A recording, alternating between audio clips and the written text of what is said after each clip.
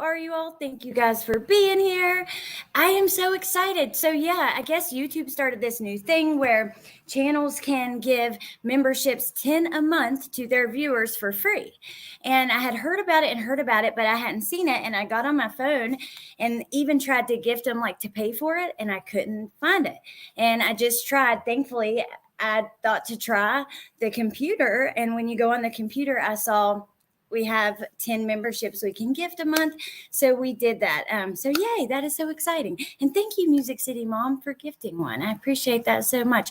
You guys make sure you check out the membership tab because I got a couple messages. Well, I got a couple things to show from that Getting Out app that I posted this morning, and it's pretty interesting. I do have one that I'll show you guys because like anyone that you add as a contact on there, when you press the deposit tab, you can see like the money that they have in there. So that's kind of cool. And there was something else I wanted to remind you guys to look for. Hopefully it'll come back to me. Shelly Bean, thank you for being a member for 2 months. I appreciate that so much. Hey, Shauna. Hey, Girls Nana. Hey, Pointer Lover. Hey, Show Me. Hey, Midwest Meemaw.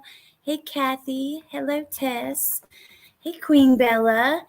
Punksy. I think I might have said that already, but I can't accidentally miss you, so twice is going to have to be.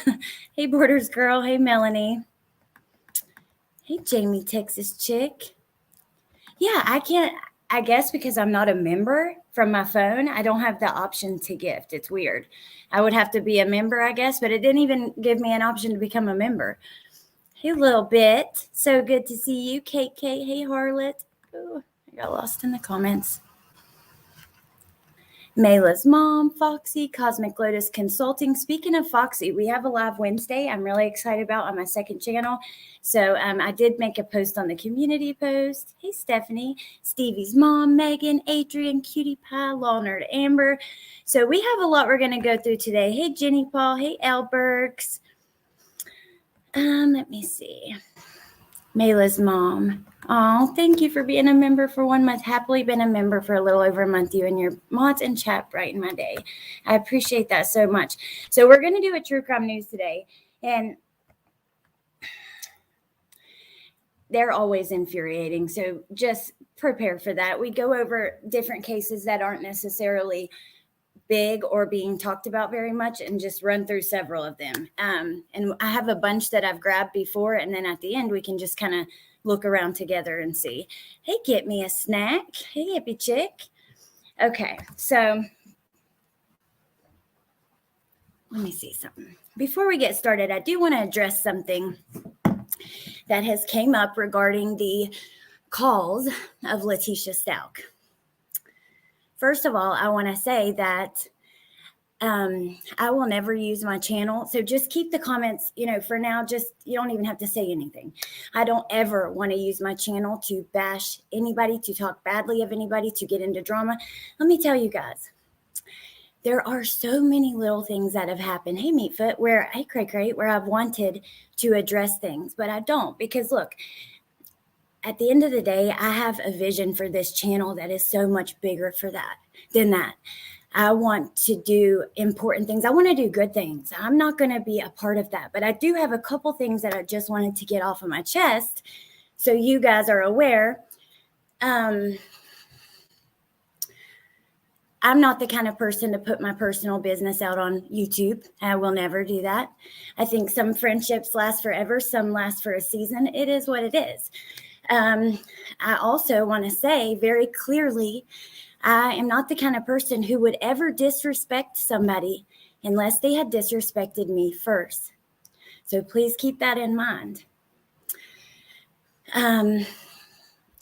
When there was an argument, things kind of fell apart, and changes were made to where the calls would be received and some things like that were unsettling. And I think I can say that now since it's out there on YouTube anyways. So because of those changes, we were concerned.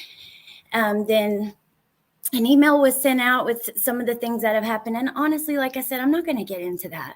I have so much more and so many bigger things that I want to do here. And I don't want to put anybody down. That doesn't make me feel good. At the end of the day, I want to go home, snuggle up to my kids, hang out with my parents, eat good food, and enjoy the absolutely, I'm just so blessed, the life that I have, the wonderful life that I have, because I am absolutely blessed. And I have to remember that and not let those things, take over that. But at the end of the day, there is always another side to to the story, and like I said, I would never disrespect someone unless they were disrespecting me. And then, I've said, and I said the other day in a community post, people tell me people will make comments about, I'm so sweet, or I can't possibly be that sweet, or that kind of thing. And I am, because I choose to be. I try to be good to people. But, we all have our breaking points. And I think sometimes we can all get frustrated and mad, especially if we feel like things aren't fair or whatever, just in whatever. So I just think it's really unfair to bring you guys into any of that. This will be the absolute only time I address this, at least for now. I think that we need to see what happens and how things kind of fall out. It is extremely hurtful to see some of the people we're in a true crime community. I would really hope that people can use critical thinking to understand that there's always another side to things. And unfortunately, things are not always presented by one side, that the other side feels are accurate, and that kind of thing. So anyways, I don't want to go too much further into that. I do want to say that anybody, and especially if you help pay for the cause, because I just appreciate you so much. Actually, that we raised like $1,000 here on this channel the last time. And, I was never super comfortable with that. There were several times I would tell the girls, I think that we should stop and pay for it ourselves. I didn't like it. The last time we raised money, I thought about taking that video down. I don't know, but I also put in a lot of my own money as well. I think $400 on this time, but several hundred before. And I really I just want you to know that if you helped with that, thank you so much. If you have any questions, please reach out to me. I will absolutely talk to you and answer any questions that you might have. I do feel a level of, I have to stand up for us and our money, but I think that, the call, I am hopeful that we will get, I don't know. I just think that hopefully things work out the way they're supposed to. And we will move on from there. That's all I can say. But I do think that especially if you participated in that and, given your own hard-earned money and that kind of thing, and you have a question, please reach out to me. I will not be talking about this on my channel anymore. This is a channel about true crime, about victims, about the psychology of the mind behind the perpetrator. We are trying to bring awareness to things that need awareness. You guys, we've done so many amazing things together. We've raised thousands of dollars in Gannon's memory. Nearly $5,000 through the YouTube fundraisers.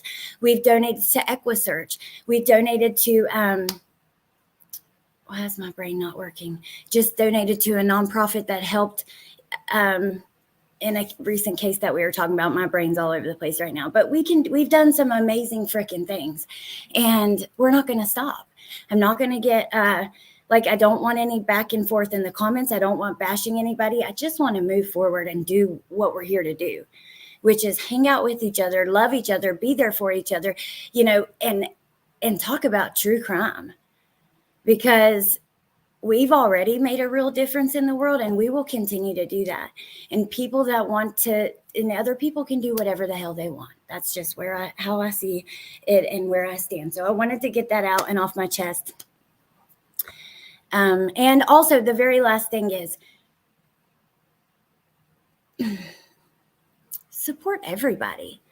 There is no need to feel like you have to be on a side or something like that. That is incredibly unfair. That's why I think it's unfair to put this stuff out anyways. You guys can't possibly know all of the backstory and all the things that have happened and led up to what's happened. So please just support everybody. You don't need to feel like I can't support this person because of this or that. I just never want you guys to feel that way. It is so unfair. And when I see creators that were friends and then they split up and then they're bashing each other back and forth and all of this stuff, I'm like, this is so unfair to the subscribers.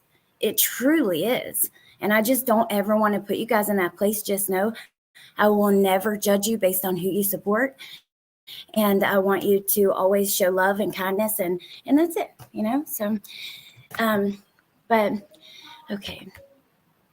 Hi, Rachel. I love you guys so much.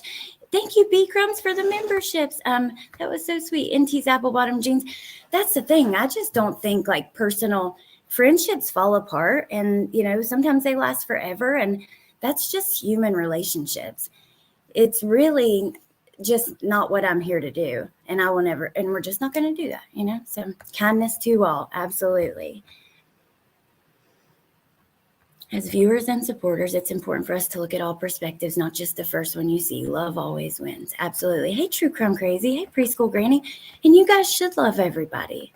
That's the best thing.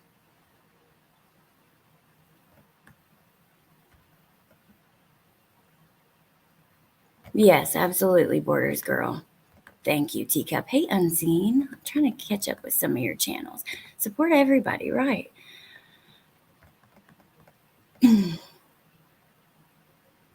I know, Sleuths Investigate. Well, I don't like it either, but I think it's fun. I think creators, do stuff together and move on to do their own things. I just don't want it like misrepresented or blown out of proportion. I really don't even want to deal with it anymore because it is absolutely unnecessary. There are some really I don't know. So thank you, Kentucky Crime Junkie. There you go, Angela. Thank you, Chicken Shy, for being a member for 1 month into a lifetime. And Stevie's mom, thank you for joining. I appreciate that. I'll make sure I didn't miss anything. I love you back, True Crime Crazy. Hey, Deets. Oh, thank you, Hippie Chick. Hey, Shmita. Okay, so we are going to get into some true crime news. I just want to catch up. Hey, Harley Girl. Belinda. Oh, thank you, Stevie, the Meltdown Manager. I love your name. It just cracks me up. I appreciate that so much. Move forward, onward and upward, baby. That's where we're going, period. So, thank you, Debbie Doodles. You guys are just incredible. Meatfoot, Neat Noodle, everybody who I missed, thank you guys so much for being here. Okay. Hey, 99 Problems. I don't either, Belinda. I just don't think it has a place for here. So that's that. And I felt like I needed to address that at the beginning. And then I think we should move on. I don't want to see the back and forth in the comments. I'm not going to have my comment section turn into any kind of crazy chaos full of misinformation and talking junk and stuff like that. I just don't want that. And it happens so much on these streets. So please just respect that. And I appreciate you guys so much. I love you all. Hopefully things will work out. You are all busy. I don't know how you do it all. One thing I like about your group is the kindness. Thank you. Get me a snack. There we go, Mayla's mom. Okay, so I got a few cases that we're going to talk about. Iffy Angel, you should send me an email and we will chat about that a little further. Hey, Trulia, because I know that you were concerned and stuff. I don't think you have anything to be concerned about. I guess we'll see what happens, for now. I have plans. Oh my gosh, you guys, this is kind of crazy. I have plans on doing other jail calls and stuff too. Me and Jen have talked about doing trying to get Gypsies, Lori. I mean, all of these cases that are coming to trial, once they're done, we can try to get those. My West Virginia sister, Debbie Doodles, you're amazing. But guess what happened? So last night, I went to my email and I had this weird email from Core Links, which is how you communicate with inmates. But I've never used that. I've just seen it when I did the research for that video on messaging inmates. And anyways, I had an email that was it said there was a prisoner in Wisconsin who wanted to talk to me. They had not sent a message, but they have to get you to approve that they can even message you in the first place. So I approved it and we will see what happens. And I don't believe that it's Chris Watts. However, I am thinking that it might be Watts related, which, by the way, I put a request in for his jail files in November, and I still haven't heard anything. I need to do a checkup and see, because they have a little website where you can, check everything up. I know, Shmita. I know, you guys. Remember, everyone you encounter, you leave them with either a footprint to follow or a scar to heal. Damn, if that ain't the truth. Don't know what happened, but it doesn't matter. Forward is always best. You're so right, Deeds. And I hope you're doing good. I haven't talked to you for a few days.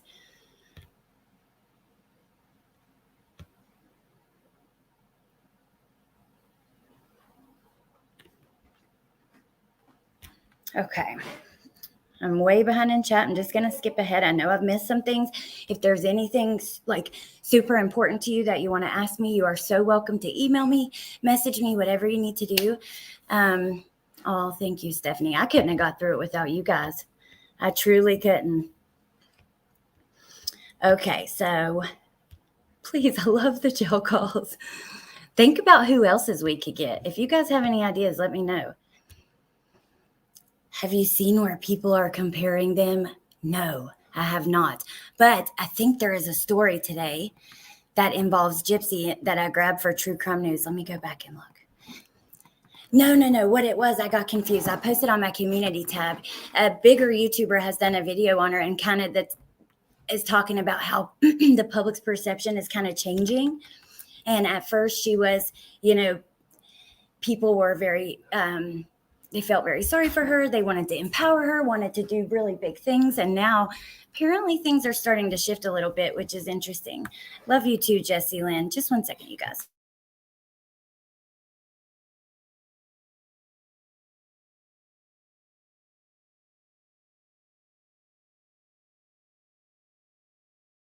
I'm hungry.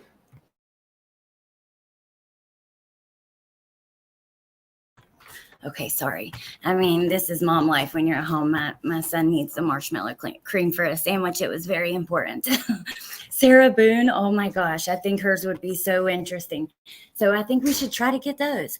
We can continue to do what we're doing and have lots of fun doing it. Hey, Deb and PA. Thank you, David. I do too, Jessie Lynn. I do too. I wonder why they're comparing Gypsy with Lori. I don't get it either. There are so many high-profile Wisconsin prisoners. I'm super curious who wants to talk with you. Well, I checked today. They have not sent them. I haven't got a message yet. So, like it said, you have to approve, like you have to make an account basically and approve that inmates can message you. And then when you do, they will message, but I haven't gotten one yet. But as soon as I do, I will let you guys know. Now, before we get into our true crime news today, so this is the folder where I gathered the things we're going to talk about. We're going to talk about these few. There it is. Yes, Gypsy. I knew it. Amanda Knox says Gypsy Rose Blanchard is not free and her mother had it coming. I just thought that was interesting because Amanda Knox, we all know about her and what she's been through. Then we have this case, these couple, and then I put the screenshots in here. So when you get on the Getting Out app, you can go, you have contacts that you have to add to talk to them. So when we tried to reach out, I've tried to reach out to BTK. He never responded. I have Brian Koberger. You cannot reach out to him. It's blocked. But I've, reached out to a few other people and got responses. But anyway, so when there's a button that says deposit. If you look here at the bottom of the screen, and when you hit that, this pops up. So it shows you some of the people who are in your contact list and like how much money they have, which is so interesting. And so if you look, Dennis Rader has, a lot more than Brian and Letitia. This could mean just on this app. So how much they can text back or something like that. I don't know. But I just found that interesting. Okay.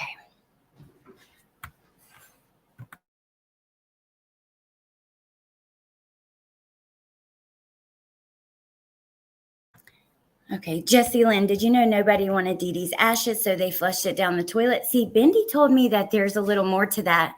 Sarah Boone is going to be off the wall. Her calls, I know. Can you only imagine her letters that we've heard? I can only imagine the calls. Hey, Patricia.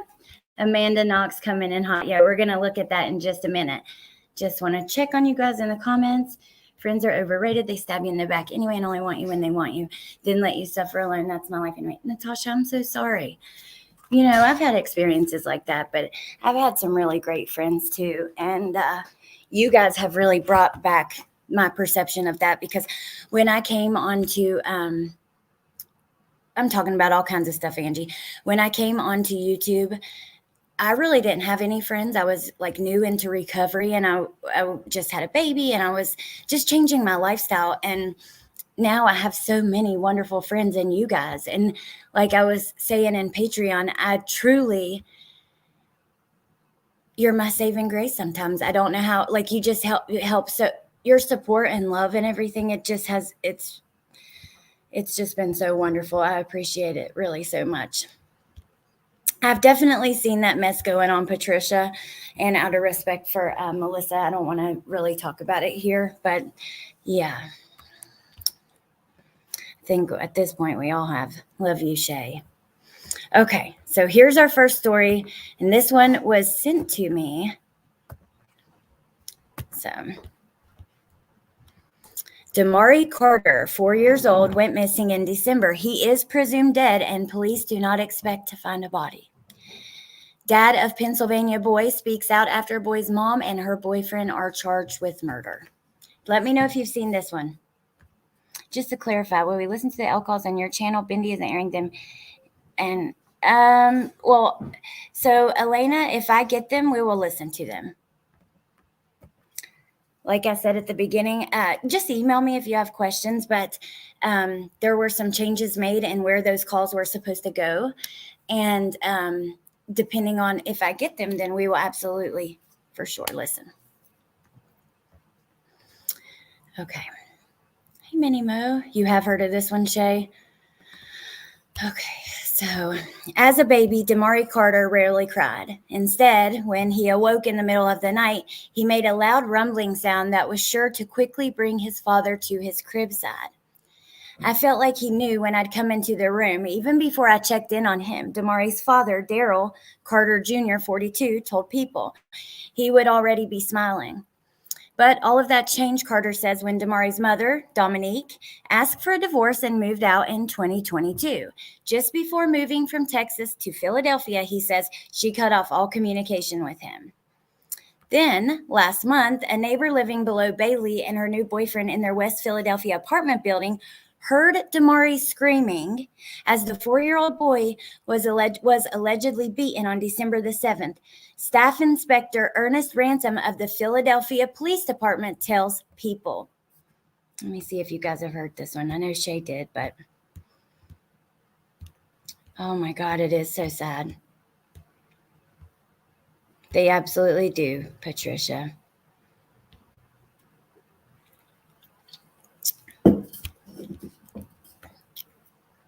I know, Pennsylvania again. Deb and PA. It's crazy because the last one, there were several from there.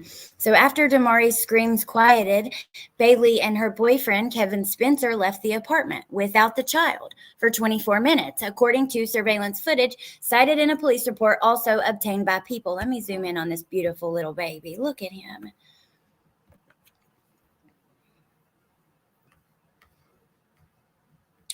Yeah, Mayla's mom sent this one.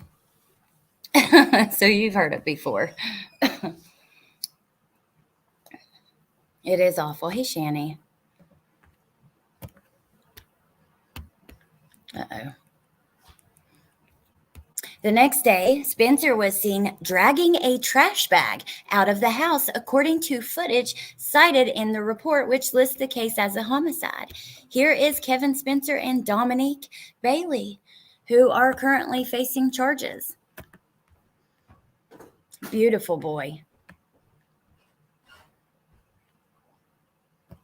I know these are tough to hear, you guys, but I do think it's important. I just wonder, like, why is it that certain cases we hear like so much about and they're all over the place? This one's on People, which some of these aren't even, being talked about. Usually we can only find local news articles and stuff, but I don't know. It's just unfortunate that some cases get a ton of attention and some get none. Bailey, 28, and Spencer, 30, are each charged with murder, endangering the welfare of a child, abuse of a corpse, and making false reports, according to a set of press releases this weekend regarding the child's presumed death. Spencer is additionally charged with criminal conspiracy and tampering with evidence. Deari, who talked very infrequently, according to family members, loved superheroes: Batman, Thor, Captain America, and especially the Black Panther, who he dressed up as on Halloween. Oh God, that just hurts my heart. The child's name Deari, which in some Yoruba translation means strength. It was selected by his father for its individuality. Oh my God, look at this baby. Oh my God, it physically hurts. Some of these cases truly physically hurt.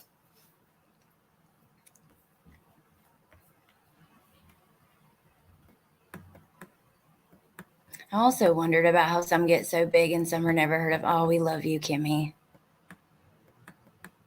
You did, Tess? Okay, because I've missed it. I've gotten a really lot of messages and stuff, and I'm not doing the greatest.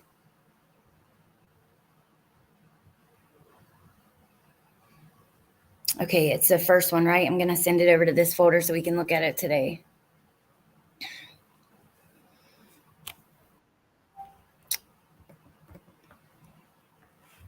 Okay.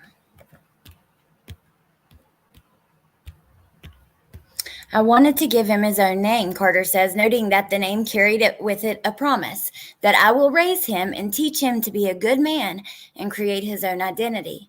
Deari was my heart, Carter adds. I miss my little man. This is a nightmare to me. I just wish I could wake up. Reading through the police report and learning about his son's final moments, Carter says, was like a mortal wound. Can you imagine? In that report, which includes the summarized narrative of events from a police interview with Bailey January 5th, the mother told detectives, per the police, that she did see Kevin Spencer beat Deari frequently, and that on the day he went missing, her boyfriend, quote, beat him so bad that his head was swollen and his eyes were blackened. Unquote. According to the police report, Bailey further told investigators that her son had died soon after the beating and that Spencer then tossed his limp body in a trash can. She refused to tell police where her son's body could be found, the report alleges. On Monday night, the child's grieving family members learned that they were unlikely to have a body to bury at the upcoming funeral. Her cousin told people. Deari's cousin, told People. In a text message to the reporter, Parrish, who has been in touch with law enforcement in the days since the missing 4-year-old's case was opened on December 30th, said the family had learned that it was unlikely that Deari's body would ever be recovered because he was disposed of in a trash bin, and subsequently his body likely passed through multiple trash pickup trucks. If he's in a landfill, it'll be hard to pinpoint which area he's in, Parrish wrote via text. We were all still holding on to the thought he would at least be put to rest properly. It's a very cruel world. Well, why are the police not doing what they did in Quentin's case? You know, the FBI was down there searching the landfills, but I just think that's not typically how things happen. But there was a lot of social media pressure and stuff. Hey, Hey, Nadie. Hey, Tinkerbell. That is so sad. Melissa Jade's around, Megan. She'll probably be live soon, I would say. That's my grandson's name. Oh, Mama JP. I'm sorry, Tess.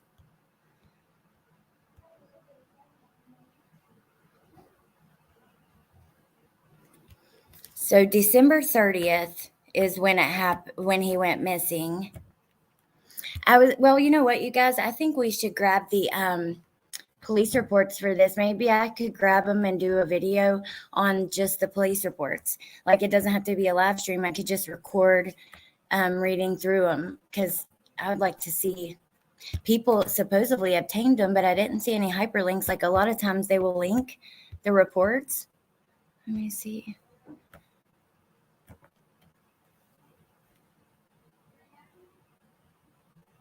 Oh, here's another article on People about the case. Check this out. Pennsylvania mom said her missing 4-year-old was hit by a car. Now she and boyfriend are accused of murdering him. The days after Thanksgiving, on his fourth birthday, Deari Carter's mother moved them out of her father's apartment in Philadelphia and in with her new boyfriend. 12 days later, a neighbor heard Deari screaming as the little boy was allegedly beaten on December 7th. The last time anyone reports hearing Deari alive, according to Ransom. His cousin said he was so sweet, he lit up a room anytime he was in there. He was always smiling, laughing, and dancing around. Later that December day, following Deari's screams, his mother and her boyfriend left the apartment without the child for 24 minutes. The next day, Spencer is seen dragging a trash bag out of the house. They are both charged with murder, endangering the welfare of a child, abuse of a corpse, and making false reports, according to a set of press releases this weekend regarding the child's presumed death. Spencer is additionally charged with criminal conspiracy. The 4-year-old had a difficult childhood, noting that Bailey, who had met Deari's father at a homeless shelter, often got into arguments with family members that she was living with, leading to a set of disruptive moves that took mother and son from Texas to Philadelphia. He was nonverbal. Okay, Deari, who loved dinosaurs and anything Jurassic Park, was mostly nonverbal, and family suspected he had a learning disability, although he had not been diagnosed. He was never really allowed to enjoy being a kid. When he got hungry or upset, she'd say he was doing too much and lock him away. Oh my God, he was starting to get the gist of talking, and he was supposed to go to speech therapy. Family became concerned about Deari's whereabouts when a former friend of Bailey's was told by the child's mother that Deari had been hit by a car and died. Oh my God, this is infuriating. Feeling that the mother sounded a little too calm, the friend then contacted Bailey's father.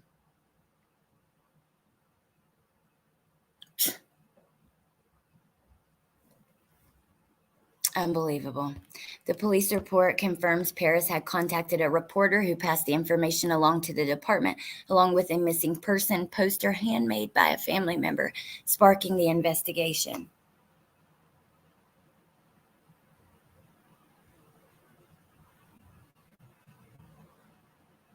That is freaking sad. Let me check on you guys.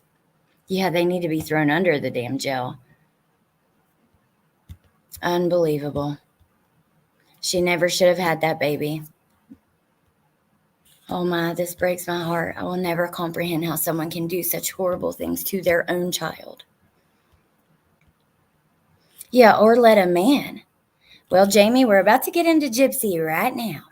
So I'm going to try to get these police reports. They also didn't hyperlink them here, which is interesting, but I would almost bet that the local news has. So I think if I do some digging later, maybe I'll post those for you guys.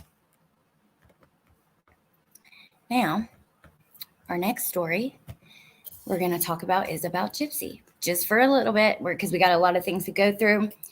But I saw this and I was like, this could be interesting. Sprinkled Donut, by the way, I meant to respond to your comment that said, like, you make me want to be a better person or something, and say that is freaking sweet. And I appreciate that so much. Super sweet.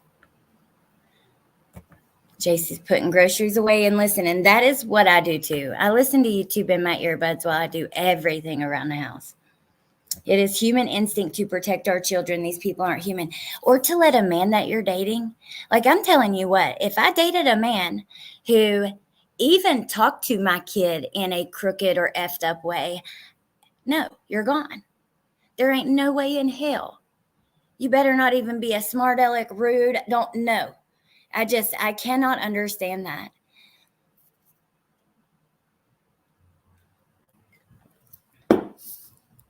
Y'all, I'm drinking this strawberry apricot Red Bull. Have y'all ever tried them? It's this one, the orange one. It's so good. It's really, really good. I like to get the Red Bulls if I'm doing energy drinks because they don't put sucralose in them. A lot of the no sugar ones have sucralose, and that is not good for you. It's actually changing people's DNA. My dad has a degree in nutrition, and he threw everything in his house out. Maria, yes, I gifted some memberships. YouTube actually gave them to me for free. And so they let me do 10, and they said it's a new thing they're doing. Oh, Shay, I wanted to try that. I saw that today. Hey, Kalada Hope. After my husband died when we were 26, I had a 9-year-old and a 15-month-old. I never brought a man around my kids ever. Oh, Jessie Lynn, I'm so sorry. I cannot imagine being left with your babies at that age in that circumstance. That is freaking awful. I'm so sorry. No way, really, Music City Mom? I'm the opposite. Like, sometimes coffee makes me sleepy. I don't know. Hey, Amy Lynn. I'm not big on bringing strangers around the kids either at all. Dating with little kids, I don't know. I've seen personally, I've had friends that have went and got boyfriends and just brought them around the kids immediately, let them sleep in the bed with like my friend and her daughter and this man she just started dating. And I'm like, no, please. Like, I don't know. I just don't like that. I don't trust people. I just don't. A stepdad is why we now have custody of our grandson. What kind of woman chooses a man over their child? Midwest Meemaw, I have no idea. Ain't no way in hell. I am so sorry. Hell no. Okay, so Amanda Knox says Gypsy Rose Blanchard is not yet free, and her mother had it coming. She may not yet realize she has entered a new kind of prison, the prison of public opinion, Knox wrote. Are you serious? Hold on, let me pull it up on, well, actually it says I can do it for free. Never mind, I was about to get mad because a lot of these articles we find, you have to pay for them sometimes, these little local news companies, and sometimes they're the only ones with these interviews or information.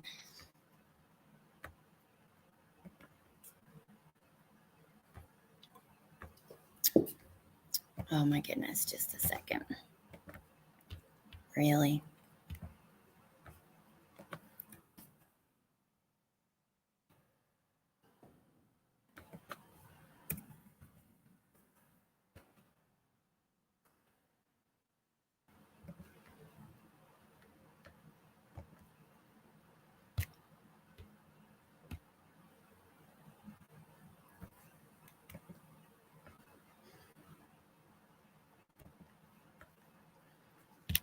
Like, I just created an account and now it's doing something funky to me. I might have to read it from my phone in a minute because we have a bunch of other ones to go through too.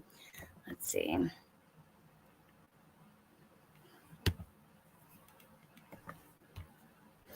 Okay.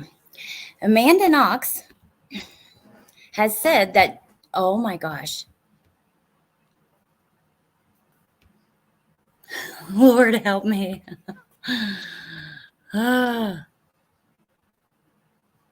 Amanda Knox keeps doing that. I'm not touching the screen. If y'all are seeing it scroll, oh my God.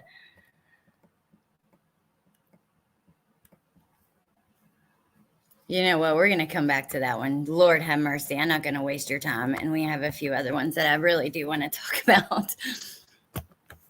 Okay, so now we're on to Tennessee. Tennessee mom reportedly drove with teen daughter on top of car in fit of rage. A 36-year-old mother faces several charges after she was arrested for driving down the street with her daughter on the hood of her car. According to the Crockett County Sheriff's Department, on January 10th, deputies received a call about a domestic incident in progress and learned the issue escalated when Cassie Miller allegedly drove recklessly down the road in a fit of rage. Miller's teen daughter reportedly got on top of the car during an argument and was still on the vehicle when Miller accelerated down the street. The sheriff's department said the daughter escaped without any physical injuries, but the emotional pain will remain. She has been put in jail for aggravated child abuse, aggravated assault, reckless endangerment with a deadly weapon. Sheriff Troy Kleiss told the local news the daughter described her mother's driving as fast. That is crazy. This website, though, this True Crime Daily, like, I found a few different cases over there I wanted to bring up with you guys, and I think that's a pretty cool website. It's similar to Crime Online. I'm fired up now. I know these cases, just prepare because there's more. So let's look at this one. This is the local news. I cannot ever imagine doing that. Sheriff said she could have fallen off. I mean, for me, I have teenagers. I know I have one teenager, but I know, how they are. But she was already out on one bond in another domestic assault case and is due in court tomorrow. The sheriff said the case involved her husband, who has a no contact order on her. She seems pretty dangerous. Thank God no one has lost their life yet. But,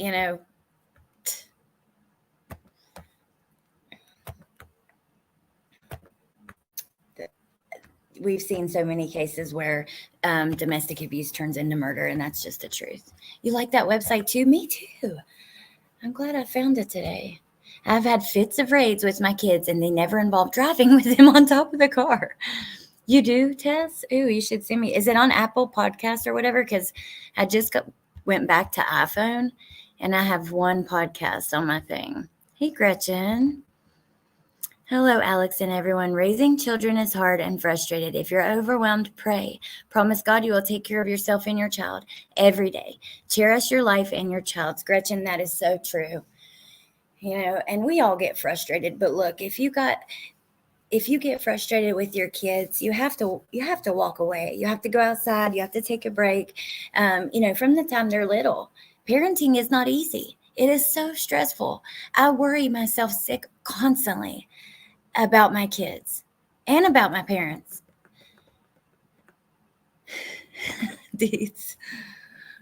I'm ready for you to come back, girl. I've been waiting on it. Just able to take a quick break.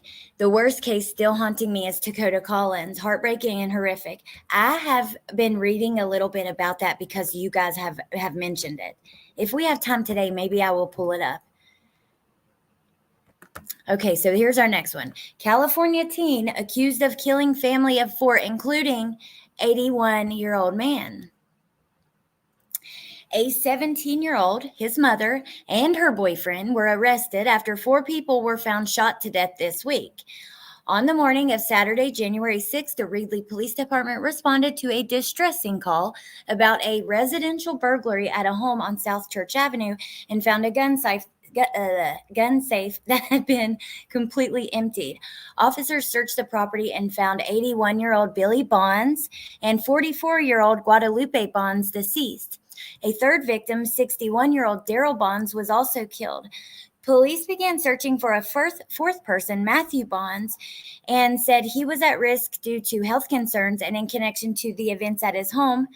Investigators executed search warrants at 3 different properties in the area and discovered his body in a structure at one of the locations. Matthew Bonds was married to Guadalupe Bonds. He was Billy Bonds' grandson.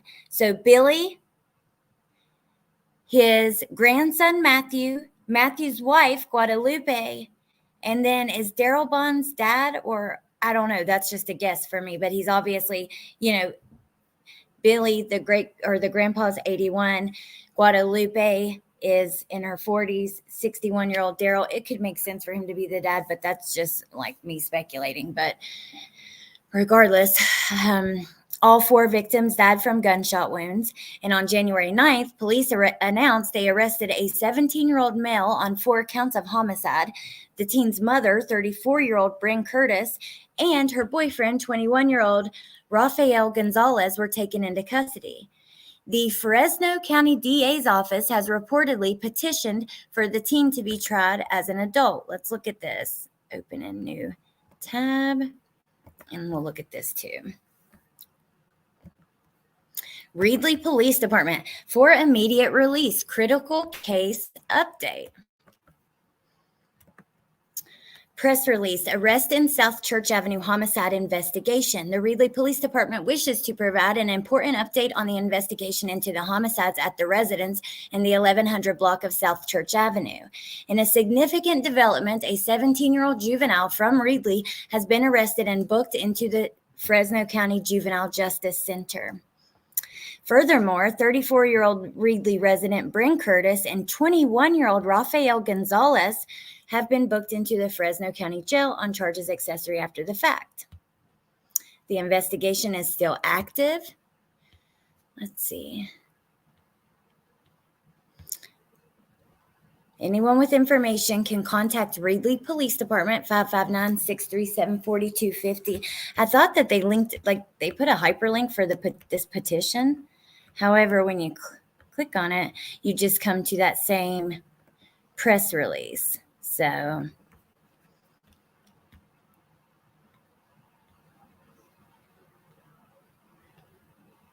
okay, now this one is a crime on Lime case.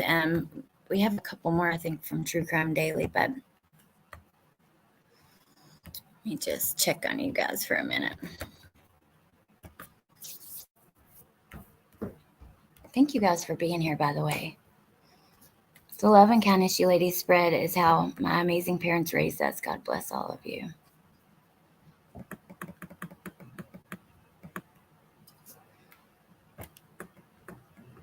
Crafty Chris, be prepared to lose sleep.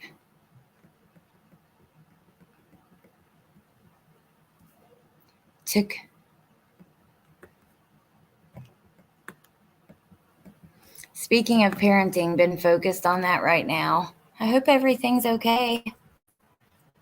You know that you can reach out to me anytime, any day, and I'm always, I'm always around. And Dakota is one of the worst. It will change me. Just wanting to check on you guys in here.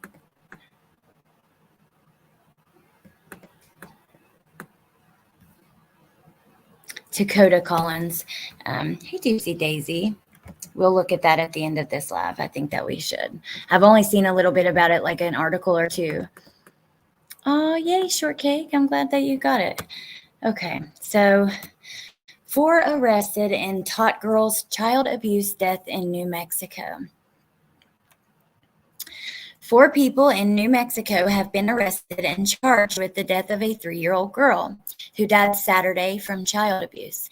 According to the Albuquerque Police Department, Carrie Ann Santos, 33, arrived at the University of New Mexico Hospital just before 4 a.m. on Saturday. She had her 3 children with her. So this just happened. She had her 3 children with her, and one of them, the 3-year-old, was wrapped in a blanket. Local news reported, and we'll look at that after this. Santos reportedly said she came from Massachusetts and that the toddler fell ill as they were traveling through New Mexico. She said the girl was injured when she fell off a toilet at a gas station, and she brought her to the hospital. Staff determined the girl was dead on arrival and called police. She fell off a toilet at a gas station. Oh my God, I can feel the rage. I can feel it inside of me. Well, JC, we're going to read about it today. I know a very little, so we'll learn together.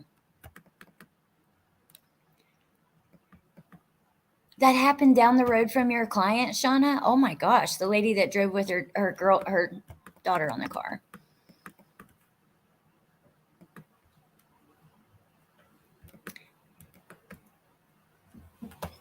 I'm sorry. When officials noticed bruises on the girl and pressure marks on her ankles, detectives from Crimes Against Children were called in. Fell off a toilet at a gas station? That is the most infuriating bullshit excuse. You bring your baby deceased wrapped up in a blanket and say she fell off the toilet at a gas station when traveling? Oh, okay. The other 2 children were placed with the Children, Youth, and Families Department while the detectives investigated. They contacted police in Massachusetts and learned there were reports of domestic violence and suspicions of Santos using drugs around the children, as well as suspicions that the toddler had been sexually abused. According to ABQ Raw, the oldest child told detectives that Santos, Christina Hopkins Pena Cantor, 46, and her son, Austin Bing, 28, had come to Albuquerque from Massachusetts with 3 children. The children reported that all 3 had been sexually messed with. In addition to Santos, police arrested Pena Cantor, Bing, and James Welch.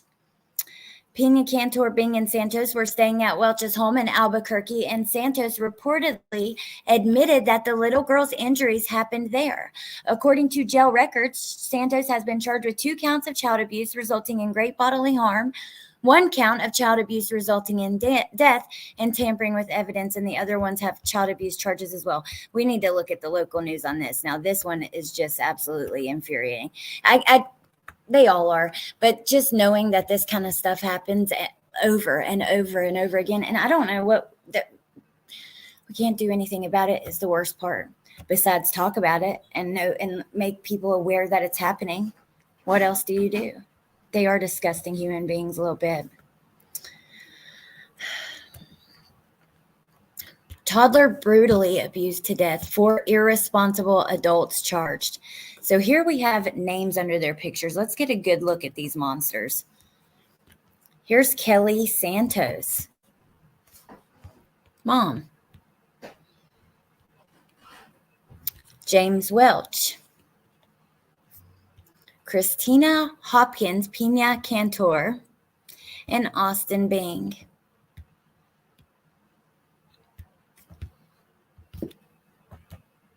Disgusting. Absolutely disgusting. Takota, not Dakota. That's okay, show me. I've seen a couple people mistake that, as a matter of fact. Hey, Pepper.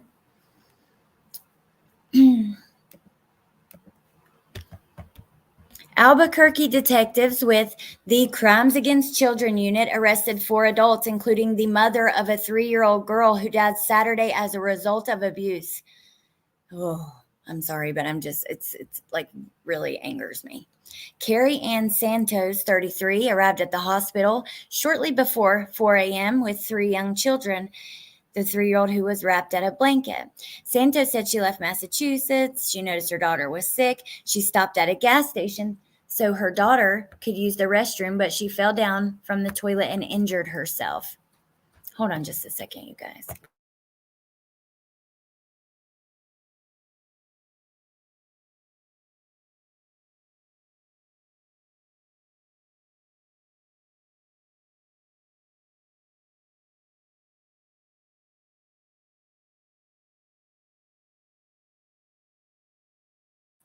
Okay, sorry. I have a little one who is trying to sneak in here, and I don't let him hear this stuff. And so I had to threaten to ground him from the PlayStation for 2 weeks for him to go upstairs with my mom and his brother. Oh, sorry about that, you guys. You've watched Takota's, father and stepmom's interrogations. Ooh. So we have interrogations and everything that we could watch. I didn't realize there was that much out there. We have to type of behavior. It's okay. I am holding your earrings. Oh, he's Texas chick. I love you. That is freaking sweet. Thank you.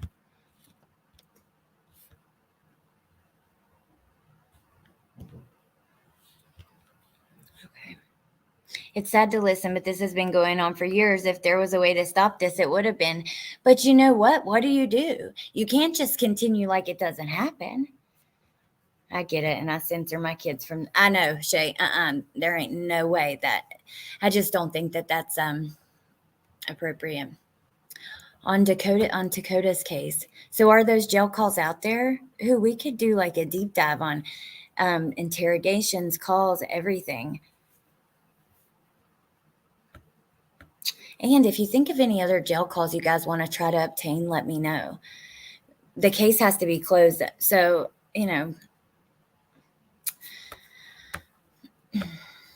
okay.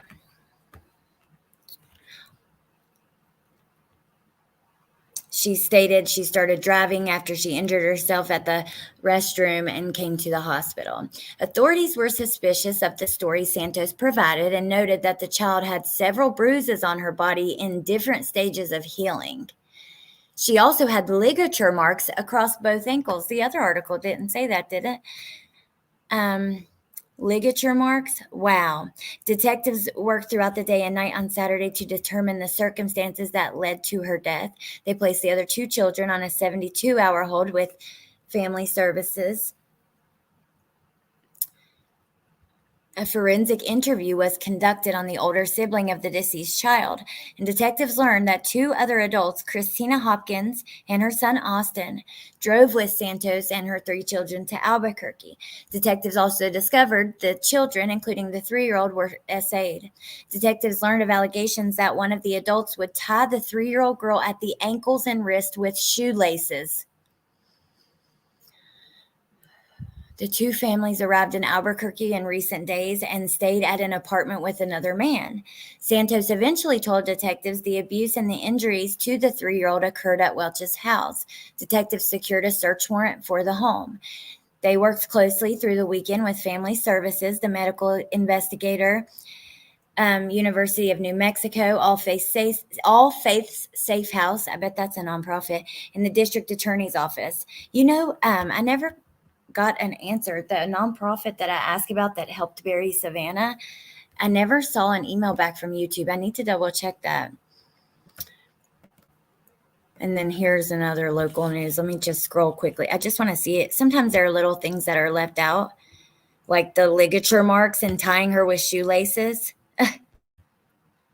New Mexico Senator Crystal Brantley said she's horrified by the news of a 3-year-old who was killed in her mother's care. She says with the current legislative session approaching, it's time to increase penalties for crimes against children. Yeah, exactly. That's exactly where I am. She said, today's tragic news outrages me as a legislator, and it disgusts me and bothers me very deeply as a mother. New Mexico needs to adopt stricter criminal laws that no one can come into this state and abuse any child in our state and have that tolerated. I think that's the answer. I don't think it's going to fix everything. I think that a lot of stuff, there's a lot of things that need fixed. Our whole system is screwed up, and I'm just not even going to get into politics and stuff. However, I do think like changing laws, making harsher punishments for kids, for people that hurt kids, making harsher punishments for anybody who hurts someone sexually. I'm sorry, but people, and specifically kids, those people don't change. I do not see I don't see rehabilitation happening for most of those people. And oftentimes we're ending up talking about cases of somebody who has already been charged in the past and they were let out. Hell, Jesse McFadden, look at his. He had been charged with hurting people in that manner. He had been charged with hurting that people in that manner in prison. And he got a phone in prison and continued to abuse someone in that manner over the phone. Also abused another inmate in that manner, SA, and still was let out on good behavior and came home to kill his entire family. His wife, her kids, and their friends. I'm sorry, but I just don't think people like that need to get out. Now I'll get off my damn soapbox. Politics are important if you're against crime. I agree, but I think that it's you got to be careful with that, having those discussions. And like for me, the most important, people like to talk a lot about these national politics, but really where a lot of the changes come are your local politics. So they are deranged. I know. Oh, Foxy's coming over on Wednesday. I'm so looking forward to it because Chasing Truth, actually, because if Dietz is still here, did a live a while back on psychics and true crime. And she had pointed out a recent video or whatever from Donna Serafina and kind of talked about that and if Summers Brothers ever saw it. And it just got me thinking about things differently because, well, for one, I personally know Sweetie Pie Low a little bit. We've had, some private communications and stuff, and she gave me a wrench over there. I love her. She is an absolute sweetheart. And I think she truly believes with all of her heart in Donna and stuff. And, I also believed some of the things I had seen, but now just wanting to go back and look at it now and not only just focus on her, though. I want to talk about several different cases where psychics have made accurate and inaccurate predictions. I think it'll be so fun because Foxy does tarot. She has an awesome channel. I'm going to drop it right now. And she takes a stance that she wouldn't do true crime. She thinks that, she just doesn't like that, So we'll hear from her exactly how she feels. But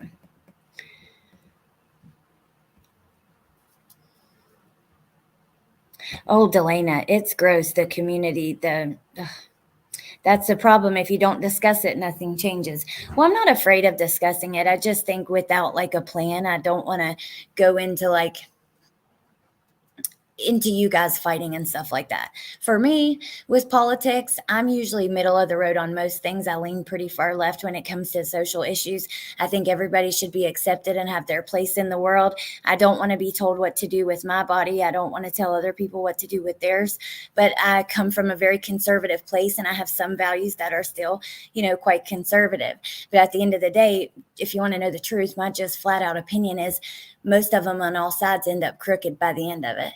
And I don't believe anybody who's being paid by huge corporations to give an opinion one way or another. I think a lot of them say what their base wants to hear. And I don't have a lot of faith in any of them on any side. That's why I say that local politics are the most important place to put your energy, because you can actually do some big changes there. Now, if there was some kind of mission that we had and we wanted to get a law changed involving child abuse or criminals or something like that, I would be all for doing that. But other than that, I don't know. That's just where I stand. Politics and religion are party pooping subjects. Oh, Tess, you got to hear Bentley singing that. I'm going to make it into a video and post it for you guys because Bentley is funny. Okay, so we have some more. Ooh, that'll be good. I know. I'm so excited. We have some more cases to get to, though. Lil Red says, I agree. Some people have the gift, but most are fakes. Well, here's the thing. After I lost my cousin at the end of the year last year. Whew.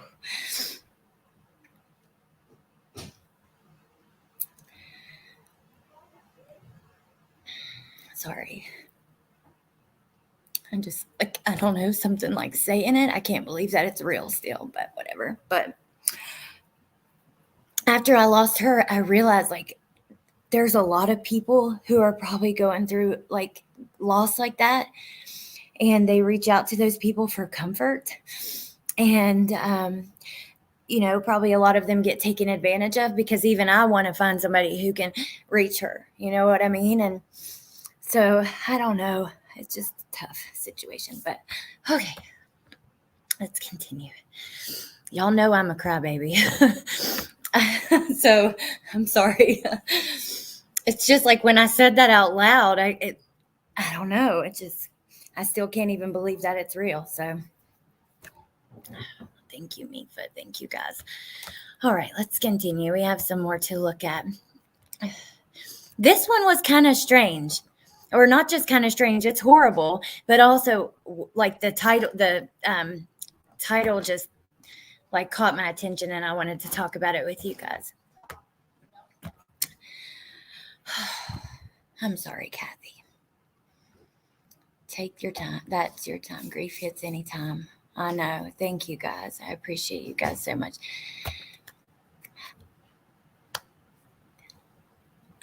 I forgot. You have to contact me before Wednesday so we can talk. As a matter of fact, after this live today, if you're free, call me. A lot of people going through so much pain, can't imagine. I know, true crime crazy. And I know you've been going through a lot too. Deb says, love you, Allie. I feel the same when I think of my sister. I love you too. Thank you, guys. You're just really incredible, and I appreciate you all. I've been crying all day. We lost my mother-in-law in July, and today is her birthday. Oh, I'm so sorry, Shauna. My heart and prayers are with you. Thank you. Thank you, guys.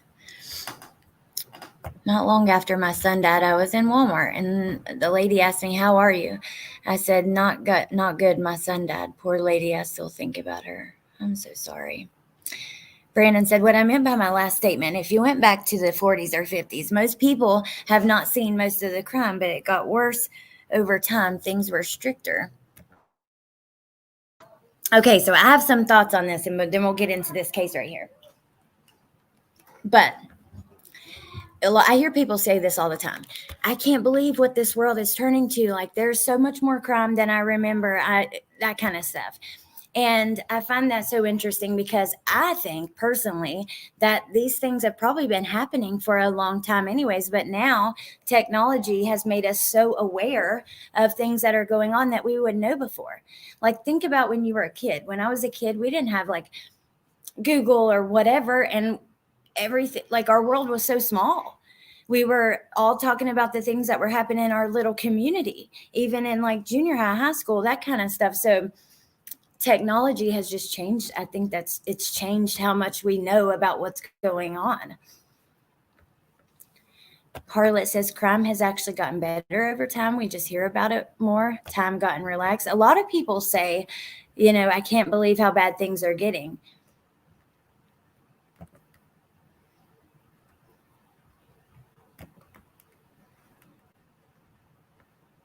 Let me see. Gretchen says, Jamie, you can have a truthful response. And I agree with that. I think that, don't you feel bad about that. You were going through something that you shouldn't have ever had to go through. So, okay. Love you back, Danielle.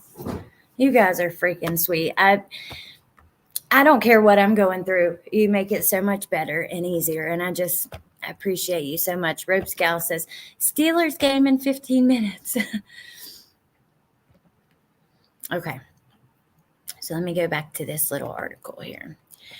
Oklahoma woman gets life for killing disabled sister-in-law and hiding her body in a box for 3 years. A 29-year-old woman will spend her life in prison for killing her husband's disabled sister, keeping her body inside a box, and continuing to collect her Social Security payments. Now, that just reminds me of Kayla Montgomery and Adam and those continuing to collect for Harmony. Oh, Mama J, I'm so happy to hear that. Trinity, you should definitely email Foxy. Okay, I wish I could get the ad off the screen, but so court records show Deari Sanchez was arrested Wednesday, January 10th, about 2 months after she was sentenced Wednesday, January 10th, about 2 months after she was convicted of the first-degree murder of 19-year-old Margarita Maggie Sandoval. The judge also sentenced Sanchez to 5 years for unlawful removal of a dead body. Her husband is awaiting trial on the same charges. So in May of 2021, police responded to a residence on West Lindsay Street after someone reported finding a body wrapped in plastic, which had been left inside a box in the basement. Deari and Octavio Sanchez were arrested July of 2022 after a 14-month investigation into her death, though Octavio Sanchez was already behind bars on unrelated charges in another county. Her cause of death remained undetermined due to the level of decomposition. Investigators learned that Sandoval moved in with Octavio and Deari Sanchez in January of 2018, but a few months later, several family members stopped hearing from her. According to the Cleveland County DA's office, Sandoval was intellectually disabled and required around-the-clock care. The statement says Deari Sanchez killed Sandoval and cashed in her Social Security checks up until the week before her body was found.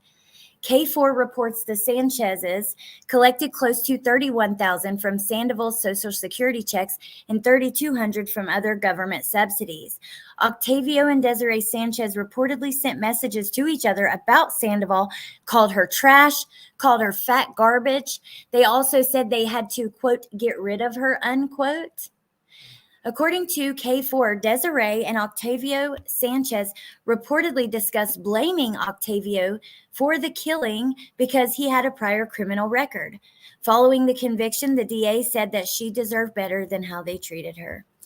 Unbelievable. So they take, okay, I'm going to pull up this hyperlink, but Desiree and Octavio, husband and wife, they take in Octavio's 19-year-old sister who was disabled. And then they call her fat and, what was it again? They're texting back and forth about her, talking shit about her, which is just, disgusting. Get rid of her. Called her trash and fat garbage. And then they keep her in a box in their basement and continue to cash her Social Security checks. What the hell?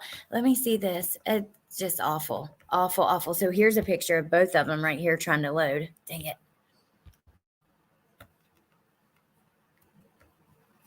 Hold on.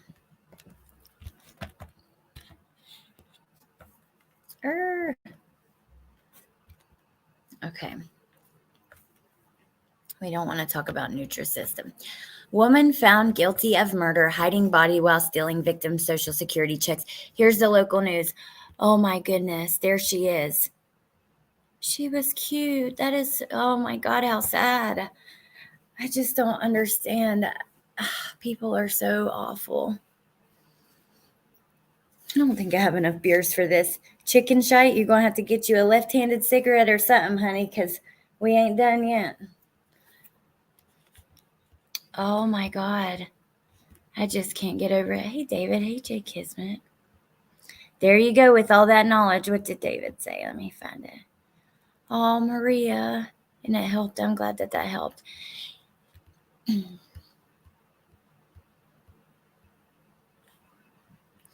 Even including both world wars, I think we are less violent compared to our ancestral tribes engaging in war in the wild. She was absolutely beautiful. JC, I literally chain smoke during these sometimes. I'm about to get my coat on and go outside with y'all because I need one too. But okay, let me just try to see if there's any other little pieces we can grab from this quickly and we'll continue. So Desiree Franson, also known as Desiree Sanchez, has been found guilty of first-degree murder and unlawful removal of a dead body for the death of Margarita Sandoval.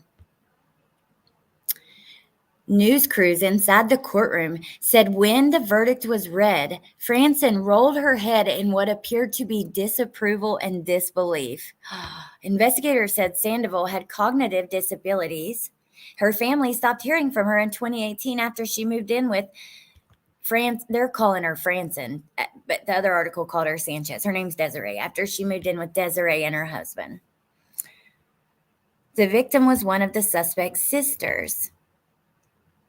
Investigators said the couple would continue to get nearly $31,000 in benefits, plus $3,200 in economic impact statements until her body was found. Is that the the COVID checks? In 2021, Norman police got an out-of-state tip about a body under basement stairs of a home on Lindsay Street. The homeowner, Miguel Munoz, testified that he felt threatened by Franson and Sanchez. Last week, the jury watched footage of officers spending several minutes trying to get Margarita's body in a tote. The officer said there was a lot of layers of tape, plastic wrap, rope before hitting brown liquid bugs and the smell. Testimony revealed the Sanchezes had one of their children help wrap the tote at one point, telling them they were wrapping a present. An investigator told the jury police found Social Security checks and Sandoval's mail in the home. They did plead guilty to stealing the checks. Again, the text message, or now in this they say Facebook messages, dozens of Facebook messages where they call her trash and those things. Oh my God. She was too badly composed to tell the cause of death. The jury has recommended life with the possibility of parole. Sentencing will take place in early 2024. At one point had their child help wrap the tote and told them that it was a present. I mean, these people. How long was she missing? She was probably getting $1,300 a month, 3 years. So they said it totaled $30,000, and then $3,200 in economic impact funds or something like that. Kentucky Lee. Hi, glad you're live. Wishing Jin Lu was here. I could only go out twice for smokes. It was so cold. We have a few inches of snow. Well, I'm missing Bindi too, but I tell you what, she's been working her little tail off on this documentary, and she really wants to get it finished. So I've wanted to reach out to her a few times that I haven't. I'll wait for her to reach out to me, which she did. I've talked to her every day, but she's trying to get that done. Economic. Look here, I never said I was educated. I've always said I don't know a damn thing besides like what I've learned on here with you guys. I'm no expert. I'm just a mom. I'm sorry for packing my cigarettes in the mic. I'm just a mom who likes true crime and wants to hang out with y'all and talk about it. You know what I mean? So, okay. Government is either dense AF or all in your business. Sorry, chugging that Red Bull. Okay. Now, let's go to the next one I wanted to show you guys. There are actually several missing people too, I think that we should look at if we have a chance, that I haven't really seen anywhere. Like earlier, I got on Crime Online, and I think the first 3 or 4 cases that I saw were missing young women that I had not seen. It happens so much. You finally stopped calling yourself a hillbilly, Mom. Well, I'm still a hillbilly, you know, but I just don't live in the hills no more, honey. I'm a beach babe now or something.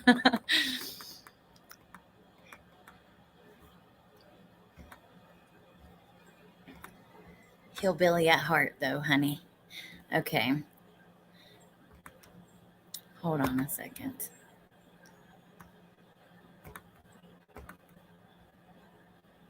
Maybe I should download some virus protection, but oh, my subscription expired. Okay. Houston woman allegedly fatally strangled missing teen girlfriend during fight about STD. Police arrested a woman this week on suspicion of strangling her teen girlfriend to death and dumping her body near a bayou. Hey, MK. Sorry, I loved it when I heard it, and it still cracks me up. It's the cleavage of the land. Melissa, she still says that from time to time on the phone or something, but a coastal queen. There you go, Tess. You have a very lovely way with words. Okay.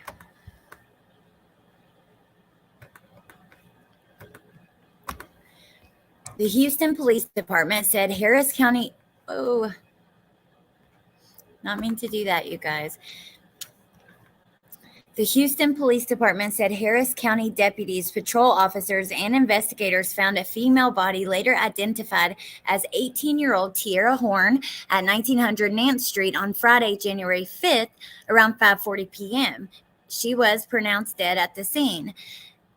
Local news reports an autopsy showed she died due to compression to the neck. Her family reportedly hadn't seen or heard from her since January 2nd, and they reported her missing on January 4th, a day before police made the discovery. One second. Okay. Court records reviewed by local news allege that her and her girlfriend Shania got into a fight. Turner believed Horn gave her an STD, and then she allegedly strangled Horn and dumped her remains on the Buffalo Bayou Trail, where the body was found. Police arrested Turner on Thursday, January 11th, and booked her into the Harris County Jail on a charge of murder. Let me go see if I can pull up this little hyperlink. Yes.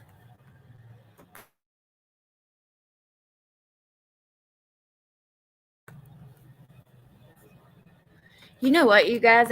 I'm sorry, but I still want to review certain parts of the trial of Letitia's. Like, there are just certain things I was thinking about that I wanted to go back to. Brandon said I saw this last night. I guess next we're going to look up Takota's case. I'll just do a Google search and we'll look up what we find. In a chilling turn of events, so she's 24. Her girlfriend was only 18. I was curious how old she was because the other one didn't say it. Court records show the tragic incident occurred following a heated argument between Turner and Horn. The dispute centered around Turner's belief that Horn had given her an STD. Fueled by this accusation, Turner reportedly strangled Horn and callously left her lifeless body on the trail. Her disappearance raised concerns among her family members, I get tongue-tied sometimes, who reported her missing the day before her lifeless body was discovered. The grim find occurred around 5:40 p.m. last Friday. Her sister, Tierra Horn's sister, expressed the heart-wrenching agony the family is experiencing. In an emotional interview on Tuesday, she shared the haunting questions that torment her. She said, "I would say the hardest part for me is I just been thinking, like, what did she last eat? What were her thoughts when she was being killed? Did she yell for help? You know, basically just like what were her last moments?" Oh my God, that is so sad. I'm not going to play the interview, but I want to get the link for you guys just in case you want to hear it or see it. So hold on. I am old. How does a woman give another woman an STD? Oh, I figured out dirty toys, Gretchen. Sorry. I don't know. I guess so. I mean, I guess, depending on what it is, even, I don't know. Actually, let me not try to explain that because I don't think that's going to go very well. I had asked you a while back about the white pillar in the room with Gannon. I know what you're talking about because I remember at a time people wondered if that's what she used. I know exactly what you're talking about. That was next to the bed, right? Music City Mall. Is Bieber in here? Hello, Bieber, my beautiful friend. I missed you.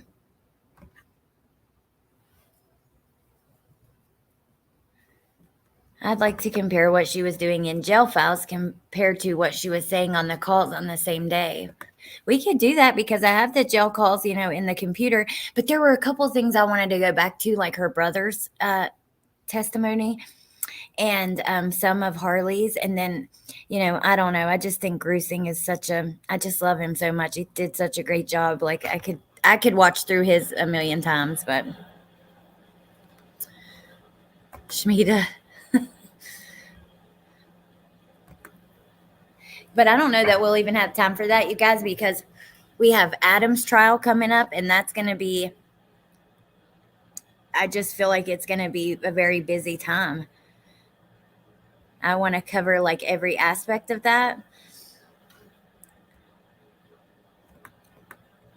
I have spoken to him myself. I've told you guys that some. I'm not going to make a video about that or like promote it or anything, but yeah. And based on what he said was that, obviously he can't talk right now, but that, I forget how he worded it, but basically that what his ex is saying is not the truth. So we need to watch the Vander Ark sentencing. Oh my God, what we were watching last night and talking about that video that showed the body cam footage and stuff. Oh my gosh. Ooh, Jamie, you should send me that because I like listening to all of the people that worked on her case. Vander Ark. Oh my gosh, David, there's this video we watched last night. I'll send it to you. It had the body cam footage and stuff of when they came, and it was infuriating. Hey, Kelly P. Sarah Boone trial finally coming up. Yeah, I wonder if it's actually going to happen. And then also, her performance was a joke. And then also, I wonder if Chad Daybells is going to be pushed back. Yeah, Corky Jinx. Did y'all see that Chad Daybell's attorney is trying to break of being his lawyer? He said he's not death penalty qualified, like he didn't know that 4 years ago. Ooh, awesome, Mayla's mom. Oh, Delana. I'll just share the video with you guys on the community tab later. Kathy, they are infuriating hearing her cry and stuff and like talk about him eating and everything and his hunger strike. Oh, I have a bad feeling they're going to delay. See, Tess, I was thinking, what if the judge says no? Hell no. We've put this off way too damn long. You ain't coming in here this close to trial. No. I mean, he could. So, or they could say, well, we will take the death penalty off the table because John Pryor said that if they did, he could potentially still represent him. So, okay, so let me grab something really quick. I'm just going to do a search on Takota. You guys prepare because I know that many people have a very hard time with this case. It has been brought up so much in here, and I think that we should talk about it. Let me see. Which one should I do, you guys? I'm thinking, okay, so we have, what is this? Is that about him? Yep, in Dayton. Okay, the timeline, the tragic life and death of Takota. So we'll start with this. And then if we want to, we can go, here is court documents from the Dayton Daily News and autopsy results. Oh, my goodness. Okay, so just 1 second. Get us situated. Okay. Takota Collins is one of the worst cases I've ever heard of, up there with the worst of the worst. Warning, Kathy said. Oh no, Midwest Meemaw. School called off for dangerously cold temperatures. Okay. I'm guessing judge will take death penalty off the table. That's what I'm thinking. Preparing myself. Show me. Me too. Me too, because I know very little. Oh, look at him. Let me take this off if I can. Oh, wow. Didn't take much off, but. Timeline, the tragic life and death of Takota Collins. December 18th, 2008, Takota is born. Takota is born to Robin Collins and Al Mutahan McLean in Wisconsin. Takota Collins died December 13th at the age of 10. His father has been accused of abusing and SAing the child. 2 women also have been charged with endangering children. This timeline is based on court records, police reports, property records, and school files from Wisconsin, Dayton, and Montgomery County.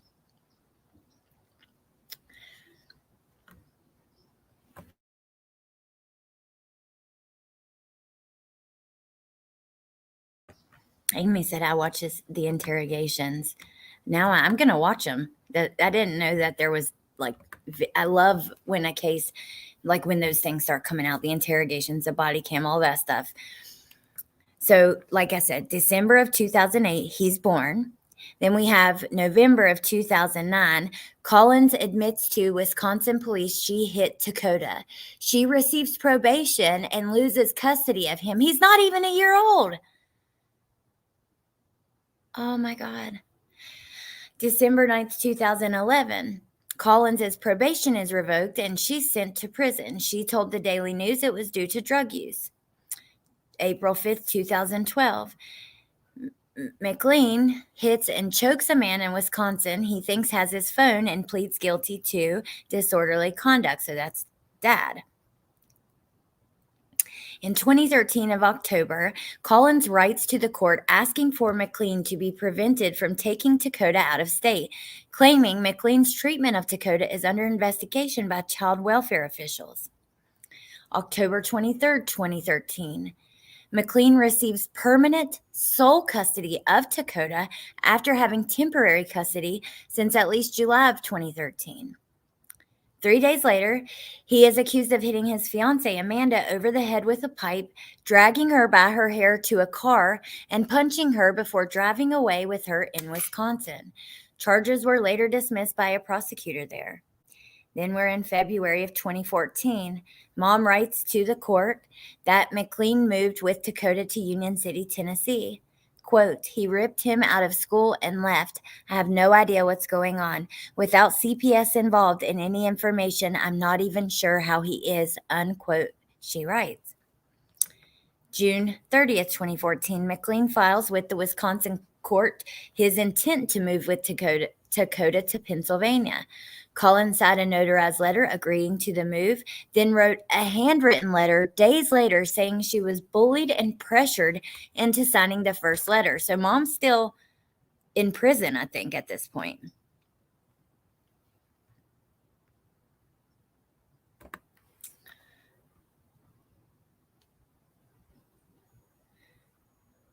August of 2014, first day of school at Horace Mann Elementary School. Takota's enrollment date is unknown, but school officials confirmed he was a student starting in 2014. In October of 2014, Wisconsin court rules that Dad is allowed to move with Takota to Pennsylvania. Mom maintains visitation rights. So is she out of prison at this point? I'm confused about that.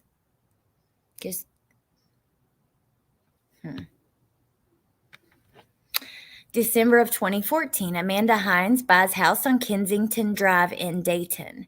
February 2016, Montgomery County Children's Services calls Dayton police for a well check regarding possible abuse of Takota's 9-year-old brother. No one answers the door when officials arrive. Then a few weeks later, March 6th, Hines calls police saying McLean is drunk and refusing to leave. Officers respond and allegedly find him drunk and argumentative. They advise Hines of the eviction process. May 25th, 2016, Hines calls again, crying hysterically, saying McLean hit her and won't leave. Officers respond and no charges are filed. June of 2016, Hines calls Dayton police saying a neighbor is intoxicated and threatened her. Police arrive and find that both the neighbor and McLean appear to be in fighting. Incident ends. Again, no one taken into custody. 3 weeks later, less than 3 weeks later, a caller who gives the name Al contacts police from Kensington Drive to report that he was assaulted by a woman. Caller disconnected several times as officers gather information. Again, incident ends with no one taken into custody. August 2nd, 2016. The sheriff's office serves a civil protection order to McLean, Takota's dad. Records show it was from a woman he met locally who says he assaulted her in July. The protection order was dismissed because the incident didn't meet the threshold. In August, Takota's older brother of 2016, Takota's older brother runs away from the Dayton home. Once found, he tells police that he is forced to do squats while holding a heavy backpack as punishment. Police contact Children's Services and officers are told a referral was made. Police attempt to search the home but couldn't access some parts because of pit bulls. Officers notice cameras inside and outside the house, but McLean tells them the cameras don't record and they're only present for show. Didn't know about the girlfriend's abuse from him. Glad you're reading this timeline.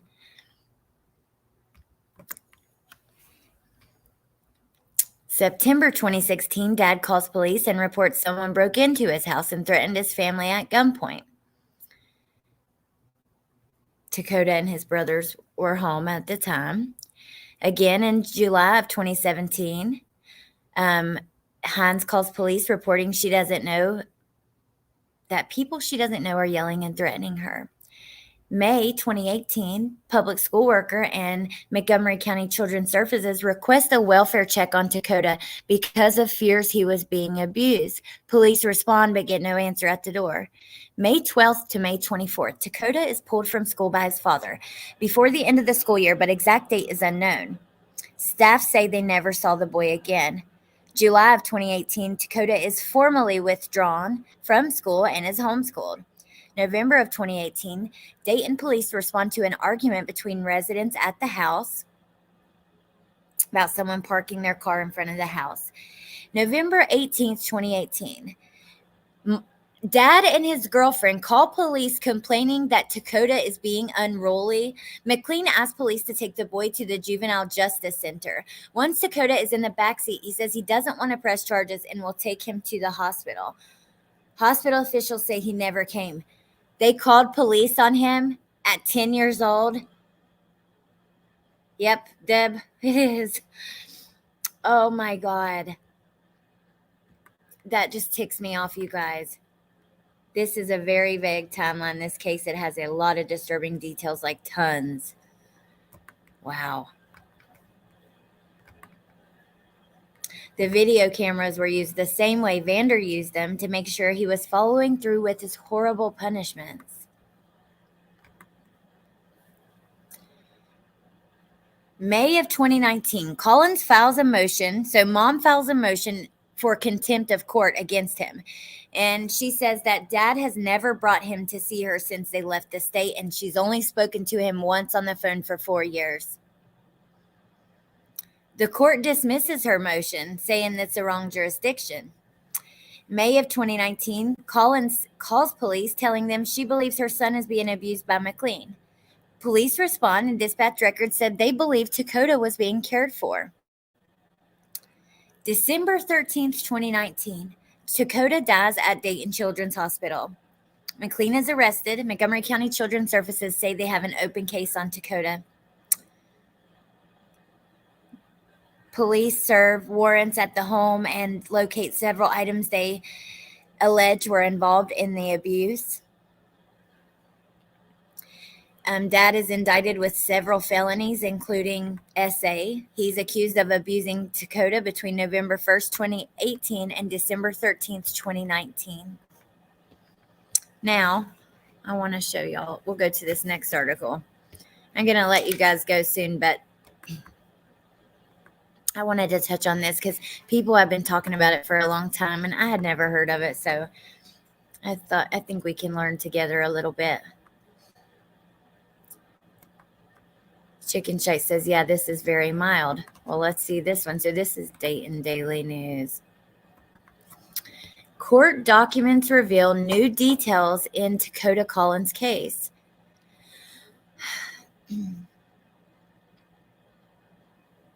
While Al Mutahan McLean was at a Miami Valley hospital being treated for a cut lip after a skirmish with police hours after he murdered his son, police said that he started talking to himself. The detective noted that while at the hospital, he was talking to himself and said, "He must have drowned because I didn't beat his butt that bad today." Oh my God. This and other revelations were documented in newly released court records connected to the case against McLean, who pled guilty to killing 10-year-old Takota. Records had been restricted since March of 2020, but were unrestricted after he pled. Ow. McLean pled guilty to murder, rape, kidnapping, 3 counts of child endangerment, and the death of his son. He will be sentenced to life in prison and won't be eligible for parole for at least 40 years. Prosecutors said Takota suffered years of abuse at the hands of his father.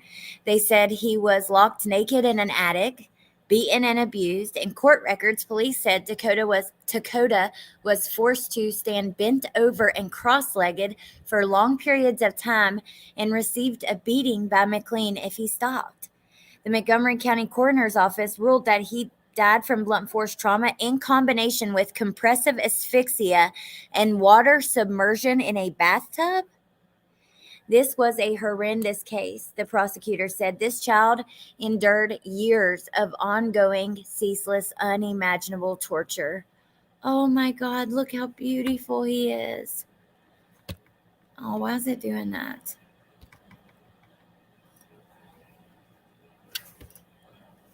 Stop.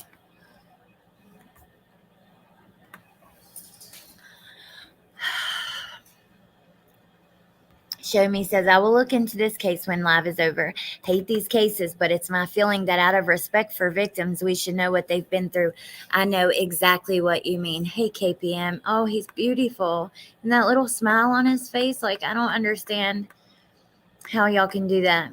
Stephanie, make sure you have your gifting, like your membership gifting turned on.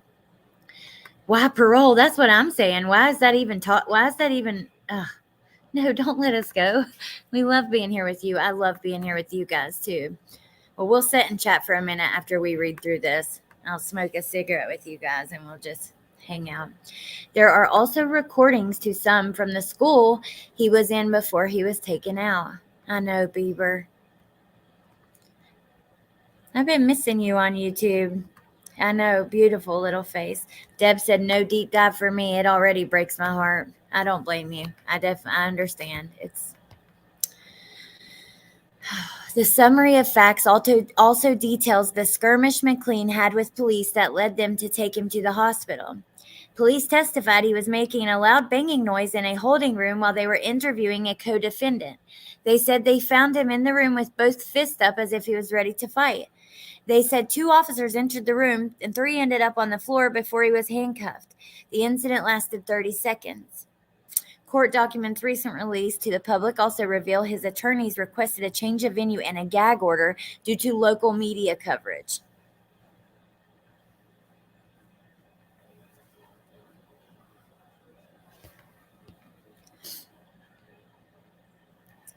Let's see.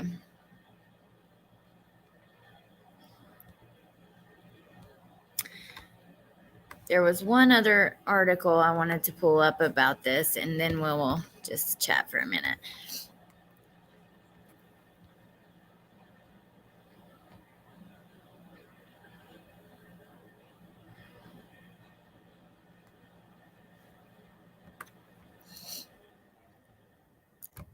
Oh, look at these pictures. Let's look at the pictures. I thought about going back and covering Summer's case from the beginning, like as if I never covered it before and without any judgments and not trying to point fingers at anybody, but not covering any of the social media stuff, strictly looking at what police said. Oh, Jamie, talk to you soon and thanks for being here. I didn't see your comment, but I see people saying bye. Oh, I'm continuing to list, but just going to get a bite to eat. Y'all have a great day, and we'll see you on the flip side. Thank you for being here, babe. Yay, Bieber. I'm working on something. Are you in my Nightbot? Let's see. Leave It to Bieber is a friend of mine from YouTube. We've been friends for a while now, but she does have a channel, and she talks about all kinds of stuff. I don't know what she's going to do now when she comes back. So does this man have like a mental health issue? And that's what was like, I don't think that's an excuse or anything. Don't get me wrong. I'm not saying that, but like him talking to himself and that kind of stuff, was that ever worked through? Maybe we can go through the house video together and discuss. I'm down for that. I think we should. Yeah, I just think I get a lot of comments all the time for me to cover it, but I don't really want to cover like the things that kind of happen on YouTube and stuff. So I haven't, but I think if we did it in a way that was just about like the facts that have been put out, not any of the speculation and stuff. Oh, look at him. Let's look at the next one. Beautiful child. Oh my goodness. It won't let me zoom.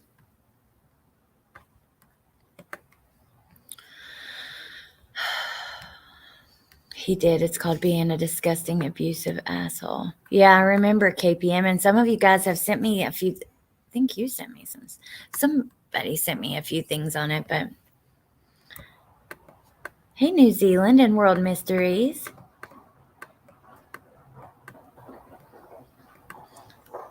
Oh, yay, Foxy. If you just subscribe, can you do me a favor and drop her link in here? Because it's not in here like I thought it would be. It's getting odd news stop about 2 or 3 months ago.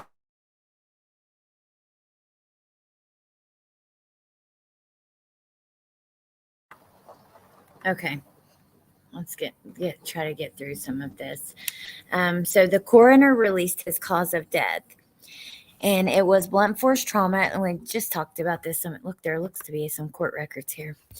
Blunt force trauma, compressive asphyxia, and water submersion. Okay. This is from the coroner press release, December 13th. What's the date of death? 2019.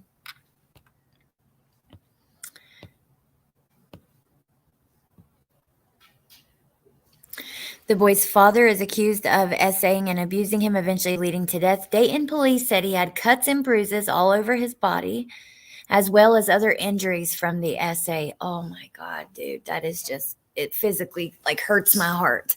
I just don't understand. And your own child, like, oh my God. Investigators said he was even forced to eat his own feces and possibly held underwater before his death. McLean only called 911 moments before his death.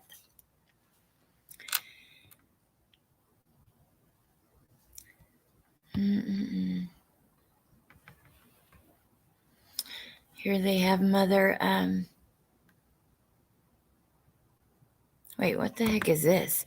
Children's Services granted custody of 3-year-old found at home with Takota Collins. Oh, I also have pictures and went down there to Summer's house. I could send you. You should, if you want to, you should come on with me too.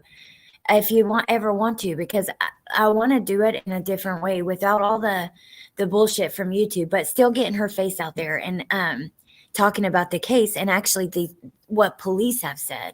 Because we have a lot from police, all those press conferences in the beginning. The sheriff has spoken out several times. Another police officer spoke out when they went back to search like that following spring. New Zealand says it's so hard covering children. I know it is, but it's important to me. Like those are the cases that really like call to me, the ones I want to know about. And even though they're so hard to hear sometimes, like I said, it can physically hurt you thinking about this, but I don't know. Listen to this. So a child in the same home where Takota was found unresponsive before his death in December is now in custody of the Montgomery County Children's Services. I'm surprised this is a news article.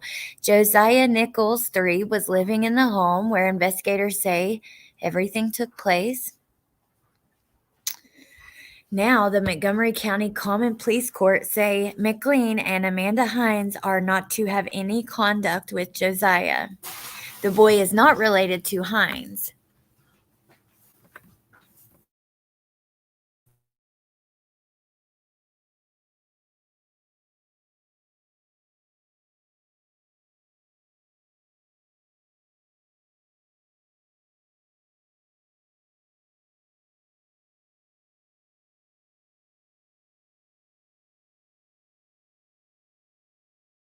As soon as the school reported that his dad pulled him, Show Me says, I don't believe in capital punishment, but ...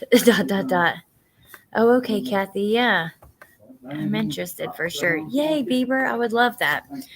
Okay, so court documents say that he has a number of developmental delays for which he's receiving therapy. Josiah is unable to speak, and the psychological impact of the child's previous home environment is currently unknown. Well, I'm glad that he's, oh my gosh, these reports came out. I can't get over that. Records show there are no appropriate relatives or non-relatives who are able or willing to take him. Oh my God. His mother cannot have contact with him.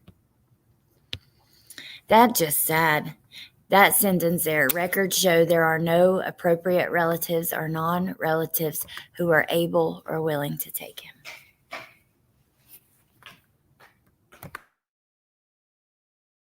That is so, so sad, you guys. Well, we're done with the true crime news for today, but my God, what a day it's been, you guys. And, I'm just ready to keep on keeping on. And, yeah, it's just been stressful. I mean, not just this situation that I addressed at the beginning, but many things. There are just so many things that happen on here sometimes that can be really frustrating. Thank you, Adrian. And the jury recommended life with parole. I mean, come on. I agree. Getting money.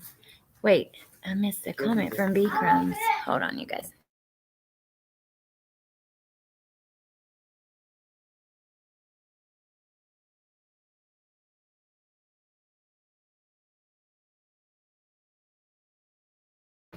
Okay, sorry, you guys. My dad just got here with groceries, and my boys are the ones that, they got to carry it all up. So they were coming through here making all kinds of noise. But yeah, there's some really crazy stuff that happens on here. But you know what? There's some really awesome things that happen on here too. And just meeting you guys in Santor. Oh my gosh, so happy to see you. Allie, go take care of yourself. Have some self-care. That's what I'm going to do. Matter of fact, I have an appointment very early in the morning. So I'm going to go to bed really early tonight. True crime crazy, that blanket you... I know. Oh my God, you guys. Oh my God. I love it so much. It's one of my favorite things I've ever gotten from you guys. There's a few things that are so close to my heart, and that's one of them. Oh my God. It's so sweet. He had a little brother that lived there in that house of horror as well. That's what I'm going to do, Delana. And you know what? At the end of the day, no matter what happens, I got to look look around me, and I'm just so blessed. I am just so absolutely blessed. So thank you, friendos. You guys help make the day better. You guys help make the day better. I know, Stephanie. I appreciate it too. All right, you guys. Well, I just love you so much, and thank you for hanging out with me. Also, remember, Johnny, good to see you. Bye, Gretchen. Have a good day. Just remember that if you ever need to talk about something, you can reach out to me on the banner at the bottom of the screen. Megan says, I still believe T started that fire in the basement. Oh, so do I. I do. And I think that part of me thinks that was going to be her mechanism to try to get Gannon out of the picture, and that was the plan, and it failed. But that's just where I'm at. Rexy, thank you. I didn't see it, B Crumbs, but you know what? I was mad at you today in the daggone store. I'm not joking. I about called you. I went in the store and I saw all these different sweet tart ropes. I mean, cherry, strawberry, twisted punch, holiday, all these different flavors. But the one rope bites, the one that I did not see and could not find that I wanted was that daggone watermelon berry. It is so good and so hard to find, and now you've got me hooked. And it freaking pissed me off today at the store. I was like, Jesus, you have every kind there is, but the watermelon berry, whatever. I'm going to have to order some. They're green, and they're half watermelon, half strawberry, and they are so good. So, so good. I love sweet tart hearts, too, and the little bunnies. Sing-songy Alley. All right, you guys. Got my clay mask and fancy lotioning done during this live. Awesome chicken shite. I love them. Yum. I know. All right, you guys. Yeah, I would love that, Kathy, if you don't mind. We need some freeze-dried candy again, too. Well, you know what? I'll do a giveaway of freeze-dried candy in a week. So when I get paid in a week, I'm going to go get a bunch. Because, that store that's by me, they have a freeze dryer. I would love to have one. They do everything. Like the things they have now, caramel apple suckers, which I love those. Starburst, Skittles, all the regular things. But then they have, Christmas tree cakes, oatmeal cream pies, all these different things freeze-dried. So I'll go get that. But then also the little store right down the road just came out with this new brand of freeze-dried candy, and they have sprees lemon heads and Skittles, and they are so good, and they're pretty big bags. So thank you, Kathy. So next week, so on the 21st, as long as it's not a weekend, because then I won't get paid on the 21st, I'll do a freeze-dried candy giveaway.